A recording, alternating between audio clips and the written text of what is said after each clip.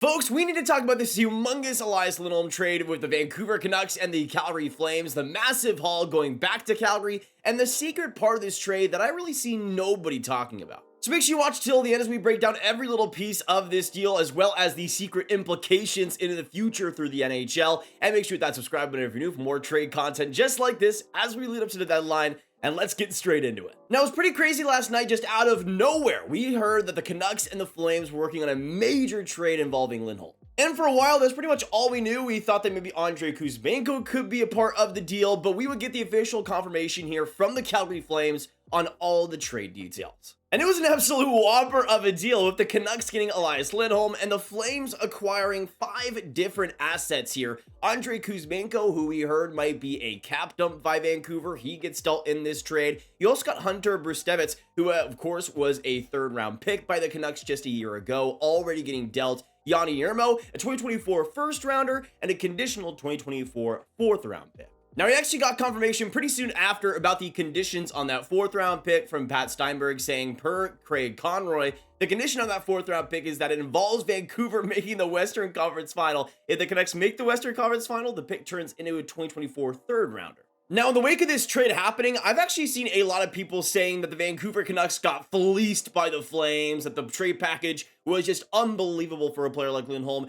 And in ways, if you just look at this season, I guess you could make that case. Lindholm has not had his greatest year by any means. His finishing has completely evaporated, and he really doesn't have the wingers that are necessary to really get the most out of him. You can see in 49 games, 9 goals, 23 assists, 32 points. But just a couple of seasons ago, when he had more competent wingers around him, he was a point-per-game player, got 42 goals. And even though I don't know if we'll see that type of Lindholm again, this is still a player that with the right players around him can do a ton of damage. He's definitely more of an ancillary player, definitely more of a support center, but in that role with wingers that can really finish and do a lot with him, I think he could be perfect. And with Vancouver, they got a lot of options like that. And this really creates so many more options for the Vancouver Canucks. Really, their main option before was to have Pettersson, Miller, and Boeser really as that juggernaut first line. But as daily faceoff projects, you could have Pettersson with Lindholm, you could have McHale on the right, you could have a beastly first line of Pettersson, Lindholm, and Boeser. If you wanted to keep the chemistry of Miller and Boeser, you could put those two back on the second line, put a player like Suter on the second line, and you could have a player like McHale up. It really gives them so much more flexibility forward-wise this year, and really a lot more depth for the playoffs. Now you could really have that amazing third line that has carried them in a lot of ways in big moments, actually playing in that third line positionally, and you could have so much more flexibility inside this top 6. I like this deal, and I like getting a Lindholm a lot for Vancouver. But then, of course, you got the issues that a lot of people bring up in how much they end up trading away, which, sure, it was definitely a lot.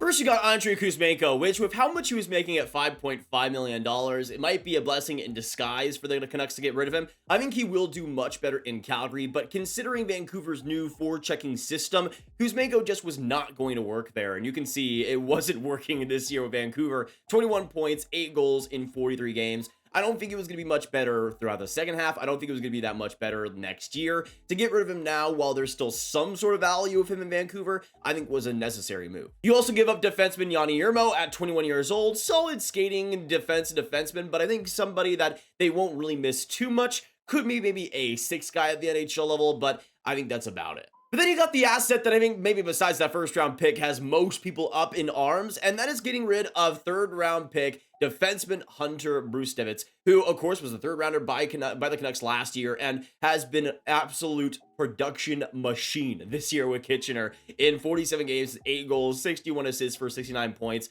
I mean, it's just simply cracked. What he's doing there in the OHL is insane. But it's all about what happens next at that next level, at the pro level. And even though he has mastered the ability to score and to get production at the junior level, there was always concerns about how much that would project. Even though he has a tremendous passing skill, he's not really the greatest skater, not really the most fleet of foot, and the skill set there besides the passing game leaves a little bit to be desired. He's a player that I can absolutely see not even playing an NHL game. He has very big upside, but also a lot that could go wrong. And with the statistical profile you see here, you could probably assume that he doesn't play much defense, and you would be correct in that statement. I think for the Flames, this is still a good get, and I think if it does work out, he could be maybe a 4th power play option in the NHL. I think there is an avenue where that can happen, and they also did need a right D in the system. They don't have a lot of that. Players like Poirier, Solyov, and Kuznetsov are all left shot D, so adding a player who could play on the right side is definitely a good add. But I will say, is he a massive upgrade over a player like a Jeremy Poirier?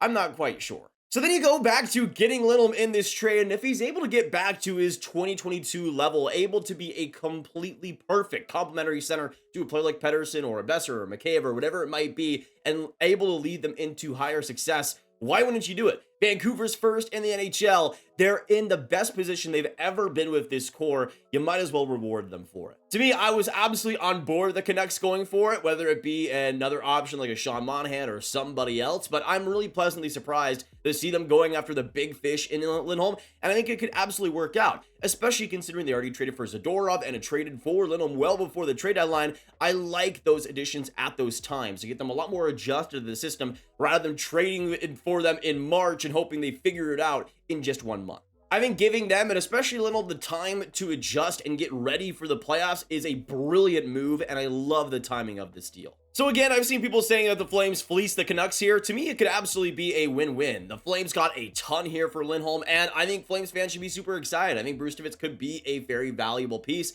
and that first rounder, Kuzmenko, will also provide some big value in the future too. And for getting a player like Lindholm off the books, who you weren't going to re-sign for all those assets, that's a win. And I think for Vancouver, loading it up, getting a player like Lindholm, who I think really fits their style, really fits what they needed, is also a pretty big win too. Also for the Canucks, especially when they were engaged in the Jay Gensel talks, we heard conversations about Lekko Ramaki, Elias Pettersson, a player like maybe a Tom Willander going back. They didn't get rid of any of those three guys who I prefer prospect-wise to Hunter Brzustewicz. But now we get into why this trade is so important for the rest of the NHL as well, and why this trade has a single part that I think not a lot of people are talking about that could really influence the NHL, and you could probably guess, influence Sean Monahan and the Montreal Canadiens.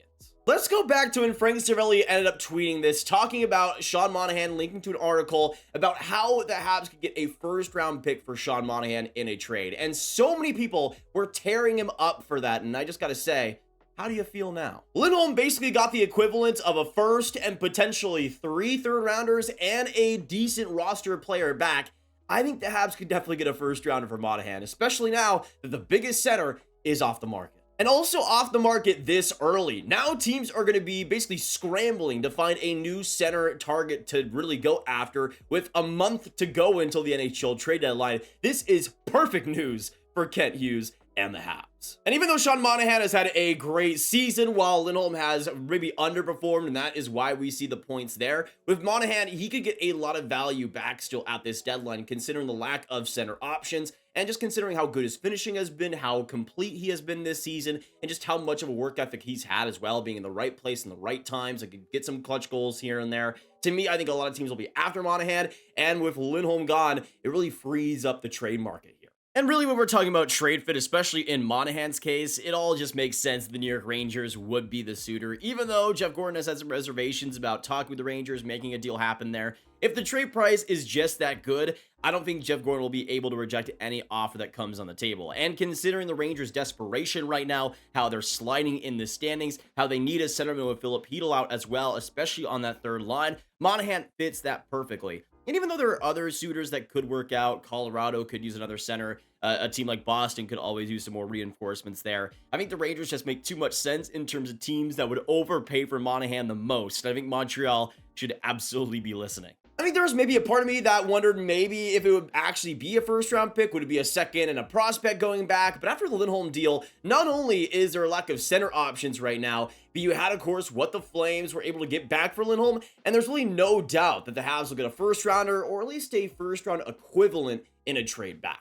And this is what I really see nobody talking about with this Lindholm trade yet, is just how much it influences the trade market, how much it influences Montreal and what they could get back for a Sean Monahan deal. It also affects what a team like Anaheim could get in an Adam Henrique trade as well. So it really raises the value of everybody overnight. For not even playing a game, Sean Monahan's value has skyrocketed. But also people's ability to doubt Kent Hughes getting a first-round pick, I think, is pretty laughable, considering, again, he got a first-rounder, a fourth-rounder, and a prospect back for Ben friggin' Sherratt. This guy can be a wizard sometimes, man, and I kind of sense the same thing could happen here with Sean Monahan. And as Frank's really talked about, with the Habs acquiring a first-round pick just for Calgary to get rid of Monahan's deal, and then likely getting another first-round pick on top of trading Monahan to another team. Kent Hughes, really, I mean, this is just the cherry on top of some of the moves he's made. To me, this whole Monahan situation has maybe been his best in terms of just pure value. I don't know how he did it, but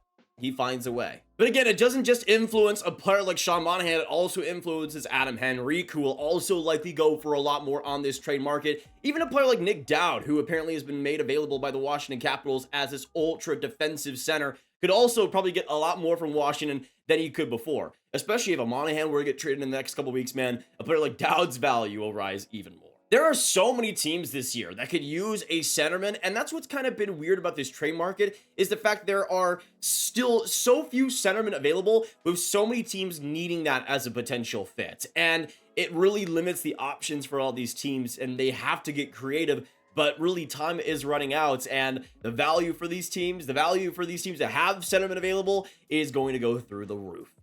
But let me know down below, what did you guys think of the Elias Lindholm trade? Who do you think won it? Was it Vancouver? Was it Calgary? Let us know down below. And what do you guys think could happen in the Sean Monahan situation, the Adam Henrique deal? Where do we see them going? How much do you guys see them getting back? Is it going to be worth a first-round pick? Let us know all your thoughts down below. Of course, hit that like button, hit that subscribe button, hit that notification bell if you haven't already for more trade content just like this. And share the video with all the hockey fans you guys know online. And also click on this card for all my trade content right in one playlist. My name is Nathan, and I will see you in the next one.